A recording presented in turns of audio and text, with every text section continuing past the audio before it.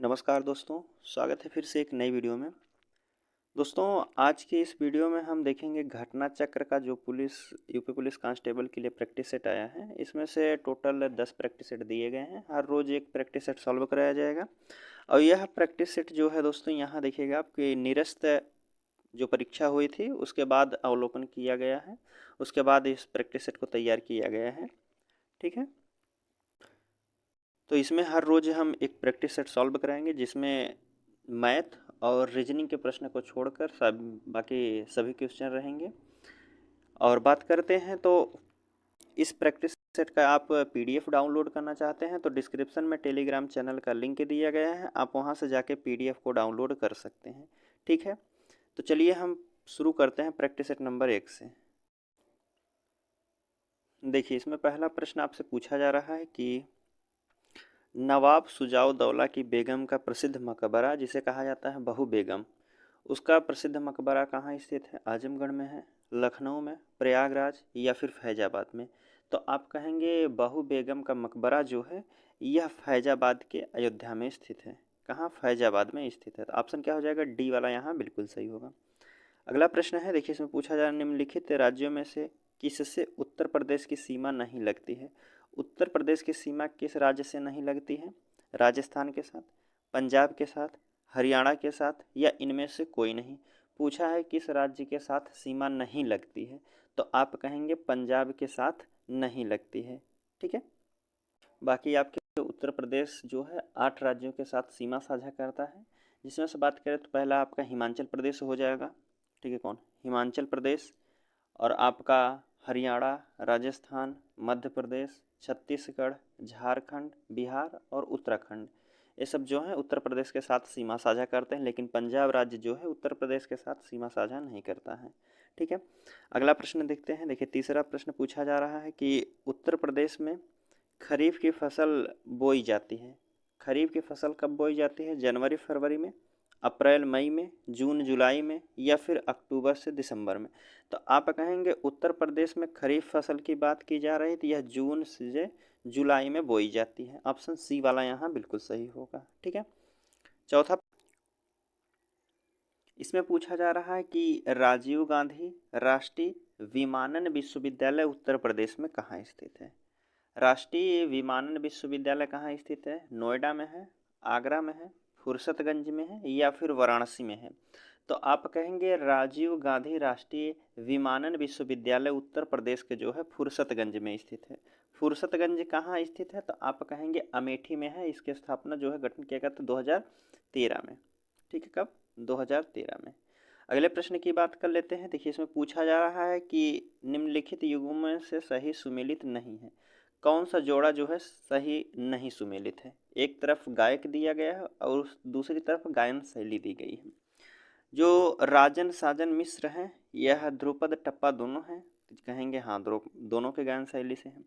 और ताज बेगम ठुमरी और टप्पा दोनों, यह भी सही हो जाएगा। बड़ी मैना ठुमरी टप्पा, बड़ी मैना जो है ठुमरी के गायक हैं लेकिन टप्पा के गायक नहीं हैं, तो यह कौन सा हो जाएगा? यही हमसे पूछा था कि कौन सा सुमेलित नहीं है, तो सी वाला जो है सही सुमेलित नहीं है। ऑप्शन क्या हो जाएगा? सी वाला बिल्कुल सही है। अगला प्रश्न है, इसमें पूछा जा रहा है मिलान करना है। इसमें भी एक मिनट, हाँ ठीक है, इसमें पूछ रहा है कि कौन सा सुमेलित नहीं है? भारतीय सब्जी अनुसंधान संस्था वाराणसी में, जी बिल्कुल सही है। केंद्रीय उपोष्ण जो है, केंद्रीय उपोष्ण उद्यान अनुसंधान श्रीनगर, श्रीनगर में नहीं है दोस्तों। यह कहाँ है आपके? तो आप कहेंगे लखनऊ में है। कहाँ है? लखनऊ में है। तो हमसे पूछा था कौन गलत है, तो बी वाला ही हमारा गलत है। बाकी गन्ना अनुसंधान जो है लखनऊ में है, भारतीय दलहन अनुसंधान जो है कानपुर में है। सभी सही दिए गए हैं, लेकिन केंद्रीय उपोष्ण उद्यान जो है यह लखनऊ में स्थित है। अगला प्रश्न है, पूछा जा रहा है इसमें कि लोकसभा के 18वीं लोकसभा में हुए चुनाव में भाजपा के नेतृत्व वाले एनडीए के गठबंधन में कुल कितनी सीटें जीतकर पूर्ण बहुमत से हासिल किए थे? भाजपा के नेतृत्व करने वाले एनडीए में जो है टोटल सीटों की संख्या कितनी थी? तो आप कहेंगे सभी को पता होगा कि 292 सीटें मिली हैं एनडीए को। कितना है? 292 सीटें। ऑप्शन ए वाला यहाँ बिल्कुल सही हो जाएगा। ठीक है, अगले प्रश्न की बात करते हैं। इसमें पूछा गया है कि 8 नंबर का प्रश्न है कि हाल ही में किस देश ने 2024 से 26 के बीच में कोलंबो प्रक्रिया की अध्यक्षता ग्रहण किया है। कोलंबो प्रक्रिया की अध्यक्षता ग्रहण किया है कौन? चीन देश है, भारत है, बांग्लादेश है या फिर थाईलैंड है। तो आप कहेंगे 2024-26 के लिए कोलंबो प्रक्रिया की अध्यक्षता ग्रहण किया है, यह भारत है। क्या है? भारत अपना ऑप्शन बी वाला यहाँ बिल्कुल सही होगा। पांचवा प्रश्न पूछा जा रहा है कि नौवां प्रश्न है कि 5 जून 2024 को किसने जो है एक पेड़ माँ के नाम अभियान का शुभारंभ किया था? कौन व्यक्ति थे जो एक पेड़ माँ के नाम पर अभियान शुभारंभ किए थे? द्रौपदी मुर्मू थे, जगदीप धनखड़ थे, भूपेंद्र यादव या फिर नरेंद्र मोदी। तो आप कहेंगे नरेंद्र मोदी जो है इस बार अभियान चलाया गया था एक पेड़ माँ के नाम। तो आप कहेंगे डी वाला यहाँ बिल्कुल सही हो जाएगा। ठीक है, डी वाला बिल्कुल सही। अगला प्रश्न है, कह रहा है कि हाल ही में किस देश ने आधिकारिक तौर पर अपनी अंतरिक्ष एजेंसी लॉन्च किया है? कौन सा देश है जो आधिकारिक तौर पर अपनी अंतरिक्ष एजेंसी लॉन्च किया है? ब्राज़ील है, उत्तरी कोरिया, दक्षिणी कोरिया या फिर केन्या। तो आप कहेंगे आंतरिक तौर पर अपनी एजेंसी लॉन्च करने वाला जो है आधिकारिक तौर पर यह दक्षिणी कोरिया है अभी हाल ही में। ठीक है, तो ऑप्शन सी वाला यहाँ बिल्कुल सही होगा। 11 नंबर का प्रश्न है, कह रहा है कि मई 2024 में किस भारतीय प्रौद्योगिकी संस्थान के परिसर में डीआरडीओ अकादमी उत्कृष्ट केंद्र की स्थापना की गई है? कहाँ किया गया है? डीआरडीओ की स्थापना कहाँ की गई है? आईटीआई रुड़की, आईआईटी कानपुर या फिर आईआईटी दिल्ली, आईआईटी रोपड़। तो आप कहेंगे जो डीआरडीओ की स्थापना की गई है या आईआईटी कानपुर में की गई है। ऑप्शन क्या हो जाएगा? बी वाला बिल्कुल सही होगा। अगला प्रश्न है, मई 2024 में स्वास्थ्य और परिवार कल्याण मंत्रालय भारत सरकार ने किस खिलाड़ी को तंबाकू नियंत्रण के लिए ब्रांड एम्बेसडर नामित किया है? तंबाकू के ब्रांड एम्बेसडर कौन है? पीवी सिंधु है, सचिन तेंदुलकर है, साइना नेहवाल है, रोहित शर्मा है। तो आप कहेंगे कि तंबाकू के ब्रांड एम्बेसडर की बात की जा रही है तो पीवी सिंधु है। कौन है? पीवी सिंधु। ऑप्शन ए वाला बिल्कुल सही है। अगला प्रश्न है कि भूकंप की तीव्रता किस उपकरण द्वारा मापी जाती है? जो भूकंप की तीव्रता होती है उसे जो है किस उपकरण द्वारा मापा जा सकता है? पॉलीग्राफ के द्वारा, हाइड्रोमीटर के द्वारा, बैरोमीटर या फिर सिस्मोग्राफ। तो आप कहेंगे भूकंप की तीव्रता की बात की जा रही है तो सिस्मोग्राफ से जो है भूकंप की तीव्रता का मापा जाता है। और बात करते हैं बैरोमीटर की, तो बैरोमीटर से जो है दोस्तों आपके वायु दाब मापा जाता है।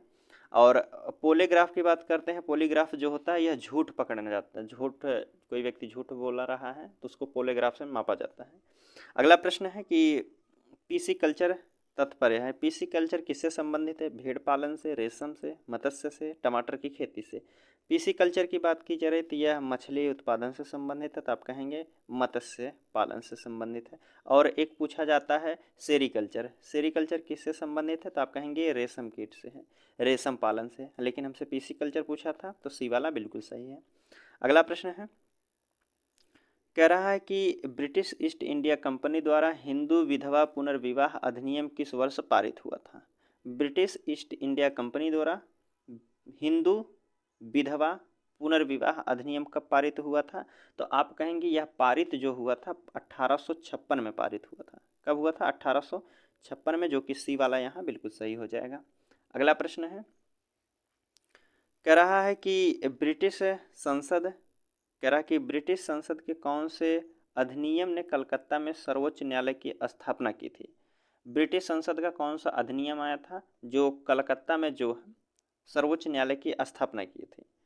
1861 का भारतीय परिषद अधिनियम, 1813 का चार्टर अधिनियम, 1773 का रेगुलेटिंग एक्ट या फिर 1784 का पीस्ट इंडिया एक्ट। तो आप कहेंगे जो कोलकाता में सर्वोच्च न्यायालय की स्थापना की गई थी यह 1773 के रेगुलेटिंग एक्ट के तहत की गई थी। ऑप्शन क्या हो जाएगा? सी वाला यहाँ बिल्कुल सही हो जाएगा। अगला प्रश्न है, पूछा गया है कि रियाल किसकी मुद्रा है? रियाल सऊदी अरब की है, बांग्लादेश की, अफगानिस्तान की, मलेशिया की। रियाल की बात की जा रही, रियाल जो है आपका सऊदी अरब की मुद्रा है। ऑप्शन ए वाला यहाँ बिल्कुल सही हो जाएगा। अगर बात करें बांग्लादेश की क्या है तो आप कहेंगे बांग्लादेश की टका है। अफगानिस्तान की अफगानी है, अफगानी मलेशिया, सॉरी अफगानी उसका नाम ही है। और मलेशिया की बात करें तो मलेशिया की रिंगित है। ठीक है, मलेशिया की मुद्रा क्या है? रिंगित है। बांग्लादेश की टका, अफगानिस्तान की अफगानी रुपया होता है। ठीक है, अगला प्रश्न है, पूछा जा रहा है कि बैंकिंग निम्नलिखित में से किस क्षेत्र में, कह रहा है कि बैंकिंग जो है किस क्षेत्र का उदाहरण है? किसका उदाहरण है? चतुर्थ का है, तृतीय क्षेत्र का है, द्वितीय क्षेत्र का, या फिर प्राथमिक क्षेत्र का? बैंकिंग की बात की जाए, शिक्षा की बात की जाए, या फिर पर्यटन की बात की जाए, स्वास्थ्य की बात की जाए, ये सब जो है तृतीय क्षेत्र के उदाहरण होते हैं। ठीक है, तृतीय क्षेत्र के उदाहरण है। अगला प्रश्न है, इसमें पूछा जा रहा है निम्नलिखित में से कौन सा एक यूनेस्को विश्व धरोहर स्थल है जो तमिलनाडु में स्थित है? अजंता की गुफाएं, हम्पी में स्मारकों का समूह, या फिर कोणार्क का सूर्य मंदिर, महाबलीपुरम में स्मारकों का समूह? तो आप कहेंगे इनमें से जो तमिलनाडु का एक स्थल है यूनेस्को को विश्व धरोहर स्थल में शामिल किया गया है, वह महाबलीपुरम में जो स्मारकों का समूह है उसे यूनेस्को को विश्व धरोहर में शामिल किया गया था। और यह शामिल कब किया गया था? तो आप कहेंगे 1984 में शामिल किया गया था। ठीक है, अगला प्रश्न है, पूछा गया है कि राष्ट्रीय निर्यात बीमा खाता निम्नलिखित में से किस मंत्रालय में आता है? राष्ट्रीय निर्यात बीमा खाता जो है किस मंत्रालय के अंतर्गत आता है? वाणिज्य और उद्योग मंत्रालय, गृह मंत्रालय, विद्युत मंत्रालय, या फिर वित्त मंत्रालय?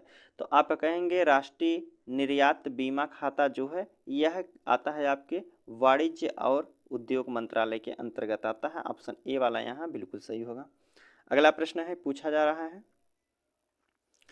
कि भारत के जनसंख्या इतिहास में किन दशकों को जनसंख्या विस्फोटक की अवधि कहा जाता है? किस समय को जनसंख्या विस्फोटक कहा जाता है? 1921 से 51 के बीच, या फिर 1901 से 21 के बीच में, या 1981 से 2011, या 1951 से 1981 के बीच को? तो जनसंख्या विस्फोटक कहा जाता है 1951 से लेकर 1981 के समय को कहा जाता है जनसंख्या विस्फोटक।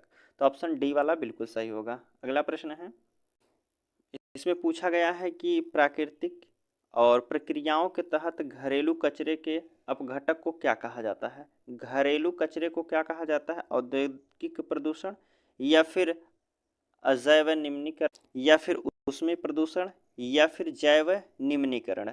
तो आप कहेंगे प्राकृतिक प्रक्रियाओं के तहत घरेलू कचरों के जो है अपघटक को कहा जाता है वह जैवी जो है जैव निम्नीकरण प्रदूषण कहा जाता है। ऑप्शन डी वाला यहाँ बिल्कुल सही होगा। अगला प्रश्न है, कह रहा है कि किस प्रकार की मिट्टी प्रकृति में स्वजुताई वाली मिट्टी मानी जाती है? कौन मिट्टी है जो स्वजुताई के रूप में जानी जाती है? काली मिट्टी, लाल और पीली मिट्टी, लैटेराइट मिट्टी, या फिर जलोढ़ मिट्टी? तो आप कहेंगे स्वजुताई के लिए जानी जाती है काली मिट्टी। ऑप्शन ए वाला दिया गया है, तो ए वाला बिल्कुल सही है। अगला प्रश्न है, किस शहर को भारत के मैनचेस्टर के नाम से भी जाना जाता है? भारत का कौन सा शहर है जिसे मैनचेस्टर के नाम से भी जाना जाता है? सूरत, अहमदाबाद, भोपाल, कानपुर? भारत के मैनचेस्टर के रूप में जाना जाता है अहमदाबाद आपका। ठीक है, तो ऑप्शन क्या हो जाएगा? बी वाला यहाँ बिल्कुल सही होगा। अगला प्रश्न है, देखिए 25 नंबर का प्रश्न है, कह रहा है कि बुशमैन जनजातियाँ किस क्षेत्र के आसपास में घूमती है? जो बुशमैन जनजातियाँ हैं वह कहाँ पाई जाती हैं? कालाहारी मरुस्थल में, आकाटा जो है अटाकामा मरुस्थल में, सहारा मरुस्थल, ग्रेट विक्टोरिया मरुस्थल में? पूछा गया है कि बुशमैन जनजातियाँ जो पाई जाती हैं यह आपके कालाहारी मरुस्थल में पाई जाती हैं। कालाहारी मरुस्थल कहाँ है? तो आप कहेंगे यह अफ्रीका महाद्वीप में पाया जाता है। अगला प्रश्न है कि हमारे राष्ट्रीय चिन्ह के नीचे क्या आदर्श वाक्य लिखा है? राष्ट्रीय चिन्ह के नीचे आदर्श वाक्य क्या लिखा है? सत्यम शिवम लिखा है, सत्यम शिवम सुंदरम है, सत्यमेव जयते है, या फिर जय हिंद लिखा गया है? तो आप कहेंगे हमारे राष्ट्रीय चिन्ह के नीचे जो आदर्श वाक्य लिखा गया है सत्यमेव जयते लिखा गया है। ऑप्शन सी वाला यहाँ बिल्कुल सही हो जाएगा। ठीक है, अगला प्रश्न है, कह रहा है कि पुलिस द्वारा तैयार किए जाने वाले लिखित दस्तावेज एफआईआर का फुल फॉर्म क्या होता है? एफआईआर का फुल फॉर्म क्या होता है सभी को पता होगा। फर्स्ट इन्फॉर्मेशन रिपोर्ट किस में लिखा गया है? तो first information report option D वाले में दिया गया है, तो डी वाला यहाँ बिल्कुल सही हो जाएगा। ठीक है, अगला प्रश्न है, देखिए इसमें पूछा जा रहा है कि फेसबुक के निम्नलिखित में से किस विशेषता को जो है पूर्वानुमान बाजार कहा जाता है। पूर्वानुमान बाजार किसे कहा जाता है फेसबुक के, तो आप कहेंगे यह कहा जाता है फोरकास्ट को कहा जाता है। किसको? फोरकास्ट को। ऑप्शन बी वाला जो है बिल्कुल सही होगा। अगला प्रश्न है, कह रहा है कि CERT का फुल फॉर्म क्या होता है। CERT का फुल फॉर्म क्या होता है, तो इसको कहा जाता है CERT का कंप्यूटर इमरजेंसी रिस्पांस टीम होता है। Computer emergency response team. Option क्या है, डी वाले में दिया है, तो डी वाला बिल्कुल सही हो जाएगा। अगला प्रश्न है, इसमें पूछा गया है कि पहली देश भारतीय मूक फिल्म जो राजा हरिश्चंद्र के निर्देशक कौन थे। राजा हरिश्चंद्र जो मूवी रिलीज हुई थी, यह हुई थी 1913 में प्रकाशित हुई थी। कब हुई थी? 1913 में प्रकाशित हुई थी। तो उसके निर्देशक कौन थे, डायरेक्टर कौन थे, तो आप कहेंगे दादा साहब फाल्के थे। कौन थे? दादा साहब फाल्के। ऑप्शन सी वाला जो है यहाँ बिल्कुल सही हो जाएगा। अगला प्रश्न है, कह रहा है कि कौन सा दिन जो है विश्व मधुमेह दिवस के रूप में मनाया जाता है। किस दिन मनाया जाता है विश्व मधुमेह दिवस, तो आप कहेंगे 14 नवंबर को जो है विश्व मधुमेह दिवस मनाया जाता है। ऑप्शन ए वाला सही है। अगला है कि उत्तर प्रदेश में जमींदारी विनाश और भूमि व्यवस्था अधिनियम निम्नलिखित में से किस वर्ष पारित हुआ था। भूमि व्यवस्था अधिनियम कब पारित हुआ था? 1948 में, 1950 में, 1962 में, 1975 में। पूछा गया है कि कब पारित हुआ है, ना कि लागू पूछा जा रहा है। तो पारित की बात की जा रही, पारित हुआ था 1950 में और लागू हुआ था 1952 में। ठीक है, लागू कब हुआ था? 1952 में, और पारित जो हुआ था 1950 में। अगला प्रश्न है, इसमें कह रहा है कि भूमि अधिग्रहण, पुनर्वास और पुनर्स्थापन अधिनियम में उचित मुआवजा और पारदर्शिता का अधिकार वर्ष किसमें जो है अधिनियमित किया गया है। कब किया गया है, तो आप कहेंगे 2013 में किया गया है। जो भूमि अधिग्रहण, पुनर्वास और पुनर्स्थापना अधिनियम से उचित मुआवजा पारदर्शिता का अधिकार वर्ष 2013 में अधिनियमित किया गया है। ऑप्शन क्या हो जाएगा? डी वाला बिल्कुल सही है। 34 नंबर का प्रश्न है कि आतंकवाद से निपटने के लिए पुलिस में बनी नवी इकाई ATS को किस विस्फोटक होने की सूचना पर कौन सा दस्ता भेजा जाता है। आतंकवाद से निपटने के लिए पुलिस में बनी नवीन इकाई ATS जो है, ATS को किस विस्फोटक होने की सूचना में कौन सा दस्तावेज भेजा जाता है। कौन सा दस्तावेज भेजा जाता है, तो आप कहेंगे बम निरोधक दस्ता भेजा जाता है। ऑप्शन ए वाला सही हो जाएगा। अगला प्रश्न है कि खाली स्थान दिया गया है कि एक प्रकार का साइबर अपराध है। कौन एक प्रकार का साइबर अपराध है? जिसमें बहुत अधिक संख्या में उपयोगकर्ताओं को अवांछनीय थोक संदेश जो है अंधाधुन भेजे जाते हैं। कौन सा साइबर अपराध है, तो आप कहेंगे वह है अपसंदेशन, जिसे कहा जाता है स्पैमिंग। ठीक है, ऑप्शन डी वाला बिल्कुल सही हो जाएगा। अगला प्रश्न है, पूछा जा रहा है निम्नलिखित में से कौन सी संविधान सभा के एक समिति है जो जवाहरलाल नेहरू की अध्यक्षता में नहीं गठित की गई है। इनमें से कौन सी एक समिति है जो जवाहरलाल नेहरू की अध्यक्षता में नहीं गठित की गई थी। संघ संविधान समिति, राज्यों संबंधित समिति, या फिर संघ शक्तियों का समिति, या फिर संचालन समिति। तो आप कहेंगे संघ समिति हो, या फिर राज्यों संबंधित समिति हो, संघ शक्तियों की समिति हो, यह सब जवाहरलाल की अध्यक्षता में गठित की गई थी। लेकिन जो संचालन समिति है, संचालन समिति जवाहरलाल नेहरू की अध्यक्षता में नहीं गठित की गई थी, यह किया गया था डॉक्टर राजेंद्र प्रसाद की अध्यक्षता में।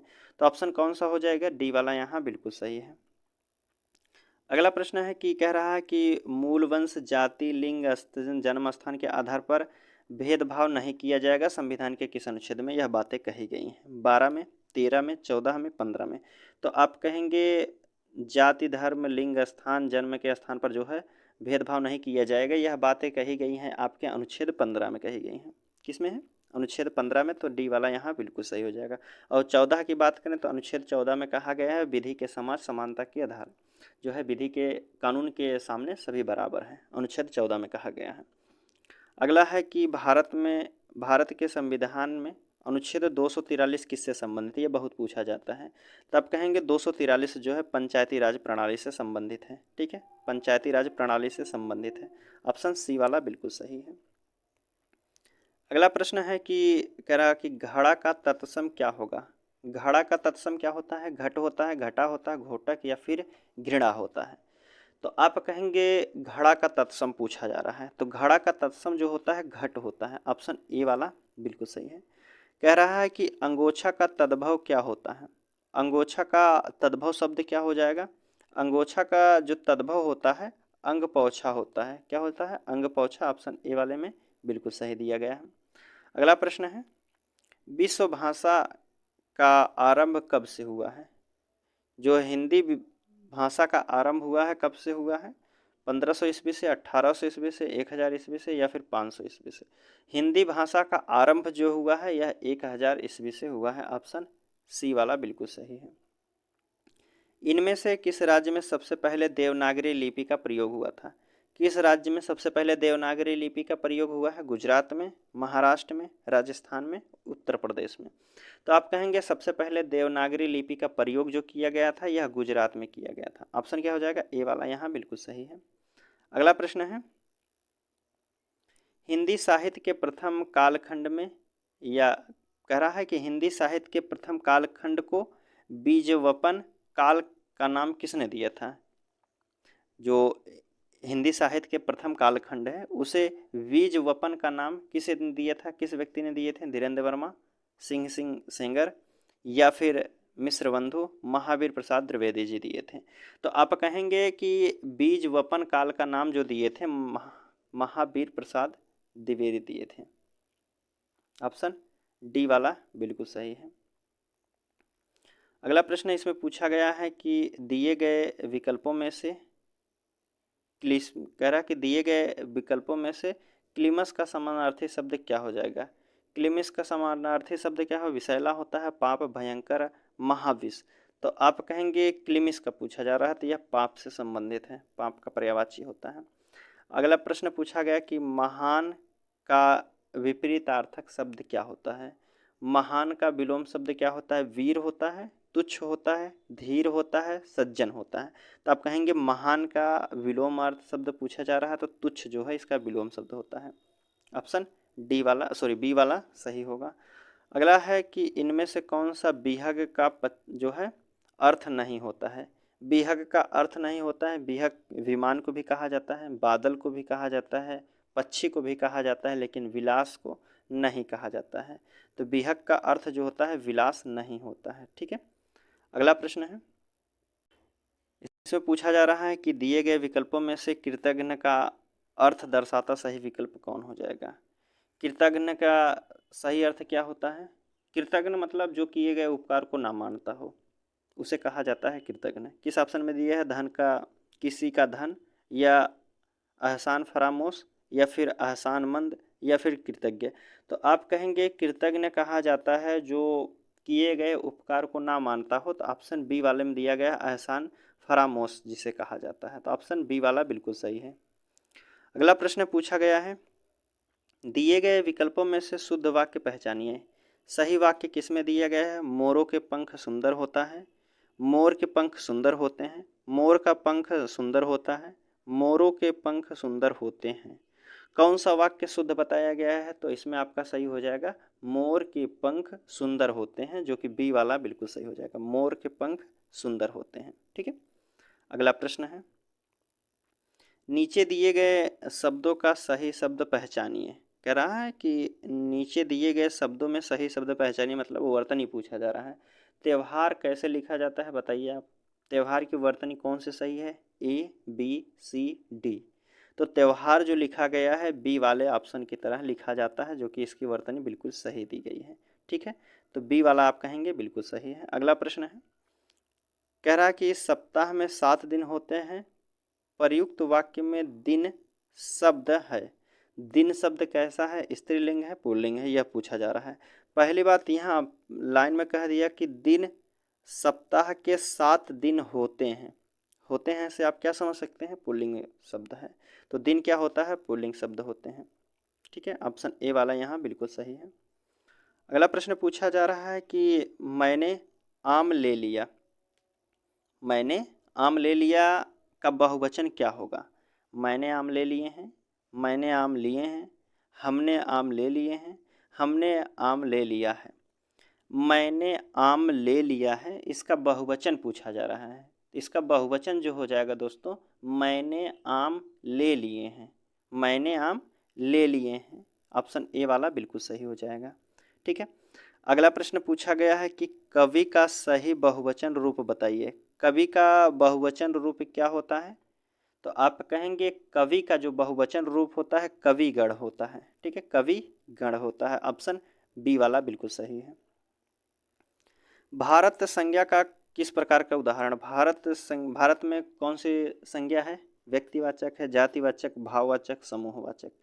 तो भारत में पूछा जा रहा है कि भारत एकमात्र देश है। भारत एकमात्र देश है, तो एक की बात की जा रही है तो वहाँ कहाँ होता है? व्यक्तिवाचक। किसी एक की बात की जाए तो व्यक्तिवाचक संज्ञा होती है। ठीक है। और पूरे जात की बात की जाए तो जैसे देखिए, बात करते हैं भारत, भारत की बात करें अपने इधर से, जैसे उत्तर प्रदेश क्या है? व्यक्तिवाचक है। राज्य की बात किया जाए जातिवाचक है। ठीक है। और भाव की बात किया जाए तो भाववाचक जो होता है स्वयं से महसूस किया जाए, जैसे मुझे दुख है, मुझे दर्द है, और मुझे खाना नहीं खाया जाता, मुझसे पानी नहीं पिया जाता, जो सिर्फ अपने के लिए जो प्रयोग की जाती है, और उसे जो भाववाचक संज्ञा कहते हैं। अगला प्रश्न है, वह श्रेष्ठ उपासक है। वाक्य में प्रयुक्त विशेष्य कौन सा है? वह श्रेष्ठ उपासक है। विशेष से पूछा जा रहा है। विशेष क्या है इसमें? उपासक जो है विशेष दिया गया है। ठीक है, ऑप्शन ए वाला बिल्कुल सही होगा। अगला प्रश्न पूछा गया है कि इनमें से किस वाक्य में सजाती क्रिया का प्रयोग हुआ है? सजाती क्रिया का प्रयोग हुआ है। सजाती क्रिया जो है भाववाचक संज्ञा के प्रयोग को ही सजाती क्रिया कहते हैं। जीना एक कला है, पक्षी डाल पर चहचहाते हैं, वह अनेक बोलियां बोलता है, राम खेलकर चला गया। तो सजाती क्रिया जो होती है भाववाचक संज्ञा के प्रयोग से ही सजाती क्रिया कहते हैं। तो आप कहेंगे वह अनेक बोलियां बोलता है, इसमें जो है सजाती क्रिया है। ऑप्शन सी वाला यहाँ बिल्कुल सही होगा। अगला प्रश्न है, कह रहा है कि वह कविता गायन करती है, इस वाक्य में क्रिया किस काल का बोध कर रही है? वह कविता गायन करती है, क्रिया का कौन सा उदाहरण है? सामान्य भूत का है, या फिर सामान्य भविष्य का है, अपूर्ण भूत है, सामान्य वर्तमान है? वह कविता गायन करती है, वर्तमान की बात की जा रही है तो यहाँ आप कहेंगे सामान्य वर्तमान है। ठीक है, डी वाला बिल्कुल सही हो जाएगा। अगला प्रश्न है, वाच्य कितने प्रकार के होते हैं? जो वाच्य होते हैं वह कितने प्रकार के होते हैं? 4 प्रकार के, 2 प्रकार के, 3 प्रकार के, 5 प्रकार के। तो आप कहेंगे वाच्य के जो प्रकार होते हैं यह 3 प्रकार के होते हैं। कितने? 3 प्रकार के होते हैं, कृत्यवाच्य, कर्मवाच्य, भाववाच्य। ठीक है। पूछा गया कि दो शब्दों को वाक्यांशों अथवा वाक्यों के परिसर को मिलाने वाले अव्यय को क्या कहते हैं? दो शब्दों को जोड़ने वाले को क्या कहा जाता है? संबंध बोधक, समुच्चय बोधक, विस्मयादि बोधक, या फिर इनमें से कोई नहीं। पूछा गया है कि दो शब्दों को जोड़ने वाले को क्या कहते हैं? तो आप कहेंगे समुच्चय बोधक कहा जाता है। इसके पहचान की बात की जाए तो इसमें एवं, और, अतः, जो कि, ताकि, ये सब आते हैं, समुच्चय बोधक के उदाहरण होते हैं। ऑप्शन बी वाला बिल्कुल सही हो जाएगा। इसमें पूछा जा रहा है कि इनमें से उपसर्ग सहित शब्द किस में लगा है? उपसर्ग किस में लगा है? उपसर्ग होता है दोस्तों शब्द के आगे जुड़ा रहता है, और प्रत्यय जो होता है पीछे जुड़ा रहता है। प्रत्यय से अगर याद करें हम, प्रत्यय होता है, प्रत्यय से आप याद करेंगे प्र से पीछे जुड़ा रहता है। उपसर्ग से आप याद करेंगे कि यह आगे जुड़ा रहता है। उपसर्ग को आ बना दिया जाए तो यह आगे जुड़ा रहता है। प्रत्यक्ष किस में जुड़ा हुआ है? देखिए, ममता है, अगर इसमें म हटा दिया जाए मता कोई शब्द नहीं होता। प्रतिमा अगर प हटा दिया जाए तिमा होता है, कोई अर्थ नहीं निकला। इसमें से अगर प्र हटा दिया जाए अस्ताव नहीं कोई होता है शब्द। अब अगर इसमें से प्र हटा दिया जाए योग जो होता है एक शब्द होता है, सही अर्थ देता है। तो आप कहेंगे किस में लगा है उपसर्ग? तो आप कहेंगे प्रयोग में जो है प्र उपसर्ग लगा है। ऑप्शन क्या हो जाएगा? ए वाला बिल्कुल सही हो जाएगा। ठीक है। अगला प्रश्न है कि गाड़ी वाला शब्द में कौन सा प्रत्यय लगा है? गाड़ी वाले में कौन सा प्रत्यय लगा है? ड़ी वाला है, गाड़ी है, वाला है या फिर ला है? अभी हमने बताया है प्रत्यय। प्रत्यय जो है पीछे जुड़ा रहता है। अगर इसमें हम दो भाग में इसको बांट देते हैं तो गाड़ी एक अपना अलग अर्थ दे रहा है, तो वाला जो है इसका प्रत्यय जुड़ा हुआ है, तो आप कहेंगे सी वाला यहाँ बिल्कुल सही हो जाएगा। ठीक है, ऑप्शन सी वाला बिल्कुल सही है, वाला प्रत्यय जो है इसमें लगा हुआ है। अगला प्रश्न है 61 नंबर के प्रश्न में आपसे पूछा जा रहा है कि चंद्रोदय का संधि विच्छेद क्या होता है? चंद्रोदय में जो है संधि विच्छेद पूछा गया है, किस संधि का उदाहरण है? दीर्घ का है, वृद्धि का है, गुण का है या फिर यण संधि का है? तो आप कहेंगे चंद्रोदय का जो संधि विच्छेद होता है चंद्र प्लस उदय होता है। तो चंद्र प्लस उदय में जो है मिलकर क्या होते हैं? आ और उ मिलकर क्या होते हैं? ओ की मात्रा चढ़ाते हैं। तो यहाँ जो है इसके गुण की बात की जा रही है, तो गुण संधि यहाँ हो जाएगा। ऑप्शन सी वाला यहाँ बिल्कुल सही होगा। अगला प्रश्न है, इसमें पूछा गया है कि निम्नलिखित में से विराम चिन्ह का प्रयोग कौन सा नहीं है? इनमें से कौन सा विराम चिन्ह विवरण विराम चिन्ह होता है? जी कहेंगे बिल्कुल लाघव भी होता है, निर्देशक भी होता है, लेकिन उपदेशक कोई चिन्ह नहीं होता है। ऑप्शन सी वाला बिल्कुल सही है। अगला प्रश्न है कि कह रहा है कि थोथा चना बाजे घना लोकोक्ति का सही अर्थ क्या होता है? थोथा चना बाजे घना, थोथे को चना पसंद है या फिर ना पूरी होने वाली आशा, अल्प बुद्धि वाला अधिक डींग मारता है या बुद्धिमान को सर्वत्र विजय हासिल होती है? तो आप कहेंगे थोथा चना बाजे घना, अर्थात अल्प बुद्धि वाला जो है अधिक डींग हाँकता है। अगला प्रश्न है, इसमें पूछा जा रहा है कि जिन पंक्तियों में नायक नायिका का मिलन होता है वहाँ रस की दृष्टि से कौन सा श्रृंगार रस में कौन सा रस होता है? पहले प्रश्न कहने का अर्थ है कि नायक और नायिका का जब मिलन होता है तो वहाँ श्रृंगार रस में कौन सा होता है? श्रृंगार रस में कौन सा रस होता है? अद्भुत होता है, संयोग होता है, वियोग होता है, हास्य होता है? तो आप कहेंगे जब नायिका और नायिका का मिलन होता है तो यहाँ संयोग रस की उत्पत्ति होती है। ठीक है, तो ऑप्शन बी वाला बिल्कुल सही हो जाएगा। और वहीं जब नायक नायिका से बिछड़ते हैं तो कौन सा हो जाएगा? वियोग होता है। अगला प्रश्न है, कह रहा है कि मैया मोरी मैं नहीं माखन खायो, मैया मोरी मैं नहीं माखन खायो, पंक्ति में माँ व्यंजन की आवृत्ति हुई है, वर्ण की आवृत्ति किस अलंकार का उदाहरण है? देखिए, किसी पंक्ति में जो है एक ही वर्ण अधिक बार आता है, उसकी आवृत्ति जो है अधिक बार होती है, तो वहाँ जो है आपका अनुप्रास अलंकार होता है।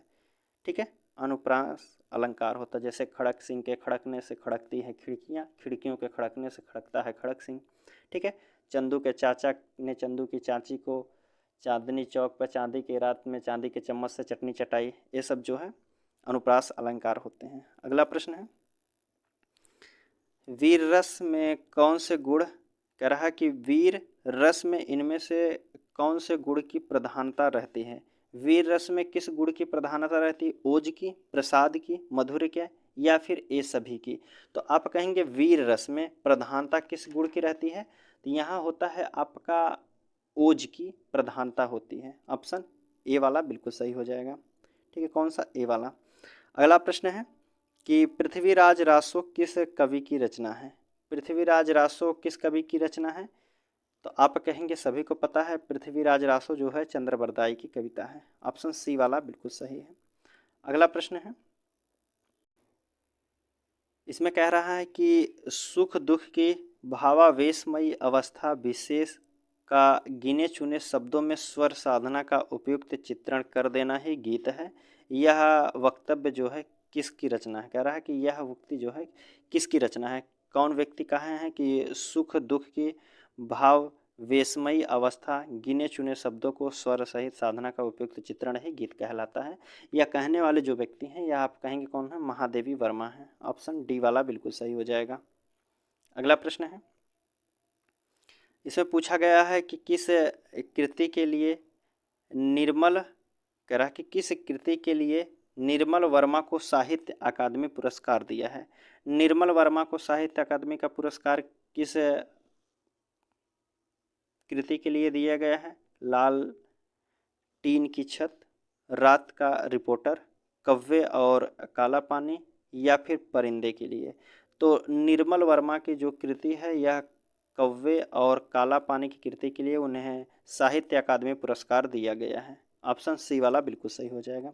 अगला प्रश्न और आज का लास्ट प्रश्न रहेगा, क्योंकि 76 से लेकर के 150 प्रश्न की संख्या जो है वहाँ से आपके मैथ और रीजनिंग के प्रश्न शुरू हो जाते हैं। अगर आप कहेंगे, कमेंट करेंगे, तो फिर मैथ और रीजनिंग का भी वीडियो अपलोड किया जाएगा।